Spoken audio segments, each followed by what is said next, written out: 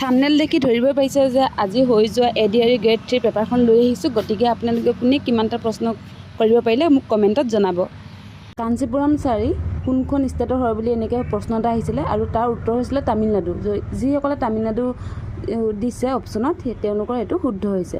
তাৰপিছত আহিছে যে নুমলীগড় তেল শোধনাগাৰ ক'ত অৱস্থিত। নুমলীগড় তেল শোধনাগাৰ কোনখন ডিষ্ট্ৰিক্টত অৱস্থিত বুলি সুধিছিলে আৰু তাৰ শুদ্ধ উত্তৰ হৈছে যে গোলাঘাট ডিষ্ট্ৰিক্টত অৱস্থিত।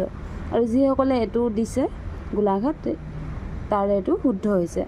তাৰপিছত আছে যে আহোমৰ শেষৰ ৰাজধানী কি আছিল। আহোমৰ একেবাৰে শেষৰ ৰাজধানীখনৰ নাম কি বুলি সুধিছে আৰু তাৰ উত্তৰ হৈছে যে যোৰহাট জিলা। যোৰহাট 3 নম্বৰটো যোৰহাট হ'ব। প্ৰশ্নটো আহিছিলে যে চিনোনিমছ, এইটো গ্ৰামাৰ ইংলিছৰ হয় আৰু ইয়াত আহিছিলে যে লেমেন্স মানে লেমেন্সৰ প্ৰতিশব্দ কি বুলি আহিছিলে আৰু তাৰ উত্তৰ হ'ব যে অপশ্যনত যদি আছে উইপছ তেন্তে এইটো হ'ব ইয়াৰ শুদ্ধ উত্তৰ।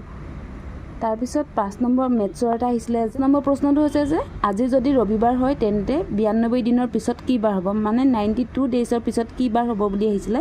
এইটো প্ৰশ্ন দেখিছে যে এইটো কেলেণ্ডাৰৰ পৰা অহা প্ৰশ্ন হয় আৰু এইটো একেবাৰে ইজি হয়। এইটো কেনেকৈ কৰে মই দেখাই দিছোঁ যে ইয়াত কি কৰিম আমি 92ক কি কৰিব লাগিব 7ৰে ডিভাইড কৰিব লাগিব আৰু 7ৰে যদি আমি ডিভাইড কৰোঁ প্ৰথম কিমান বাৰ যাব 2।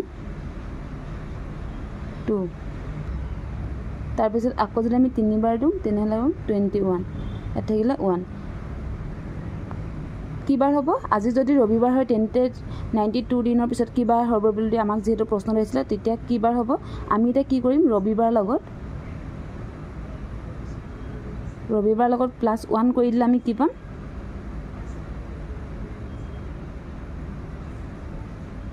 সোমবাৰ পাম, মানে মনডে পাম।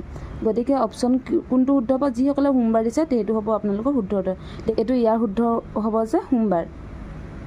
প্ৰশ্ন আহিছিল যে নীতি আয়োগৰ অধ্যক্ষ কোন। নীতি আয়োগৰ অধ্যক্ষ কোন হয়। নীতি আয়োগৰ অধ্যক্ষ হ'ব প্ৰধানমন্ত্ৰী আৰু যিসকলে প্ৰধানমন্ত্ৰী অপশ্যন দিছে সেয়া তেওঁলোকৰ শুদ্ধ হৈছে। নীতি আয়োগৰ অধ্যক্ষ কোন বুলি কৈছে আৰু নীতি আয়োগৰ অধ্যক্ষ হৈছে প্ৰধানমন্ত্ৰী মানে প্ৰাইম মিনিষ্টাৰ। তাৰপিছত 7 নম্বৰ প্ৰশ্নটো হৈছে যে দুটা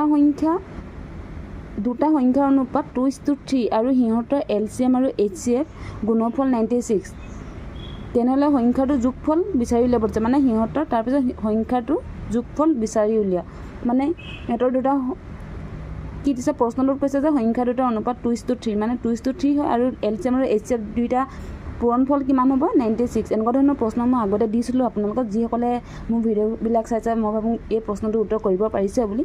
এইটো আমি প্ৰথমতে কি লাগিব, এতিয়া আমাৰ এইটো যিটো ফৰ্মুলা আছিলে যে LCM আৰু HCFৰ সেইটো আমি ব্যৱহাৰ কৰিম যে সংখ্যা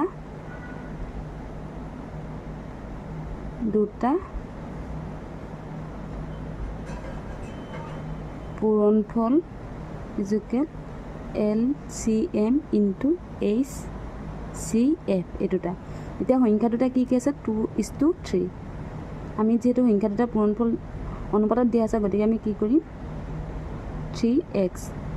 তাৰপিছত এই দুটা সংখ্যা দুটা পূৰণফল কিমান LCM আৰু HCFৰ গুণফল কিমান আছে মানে পূৰণফল কিমান আছে যে 96, গতিকে আমি 96 লিখিলোঁ। এই দুটা যদি আমি পূৰণ কৰি দিওঁ তেতিয়াহ'লে আমি কিমান পাম 6x² ইজুকেল 96।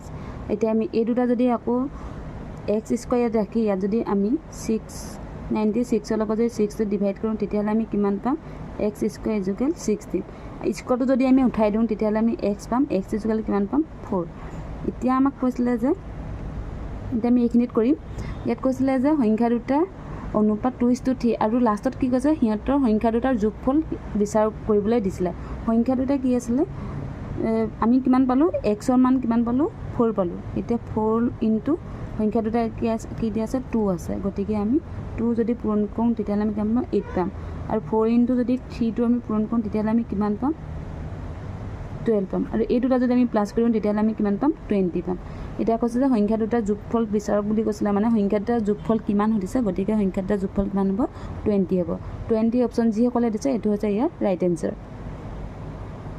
এটা প্ৰশ্ন আহিছিল যে ৰাষ্ট্ৰপতিক কোনে শপত পাঠ কৰায়, মানে ৰাষ্ট্ৰপতিক কোনে শপত গ্ৰহণ কৰায় আৰু তাৰ উত্তৰ হৈছে ভাৰতৰ মুখ্য ন্যায়াধীশ চিফ জাষ্টিচ অফ ইণ্ডিয়া। তাৰপিছত আৰু এটা প্ৰশ্ন হৈছে যে বৰ্তমান ভাৰতৰ উপৰাষ্ট্ৰপতি কোন হয় বুলি সুধিছিলে ইয়াৰ প্ৰশ্ন, আৰু বৰ্তমান ভাৰতৰ উপৰাষ্ট্ৰপতি হৈছে জগদীশ ধনখৰ। আৰু আপোনালোকে কোনে কিমানটাকৈ প্ৰশ্নৰ উত্তৰ কৰিব পাৰিলে কমেণ্টত জনাব, আৰু আপোনালোকৰ কাৰ কিমান প্ৰশ্ন মনত আছে কমেণ্টত দিব। মই যিমানখিনি পাৰোঁ মই কৰি দিম, আৰু আপোনালোকৰ কাৰ কিমানটা শুদ্ধ হৈছে সেইটো জনাবলৈ নাপাহৰিব।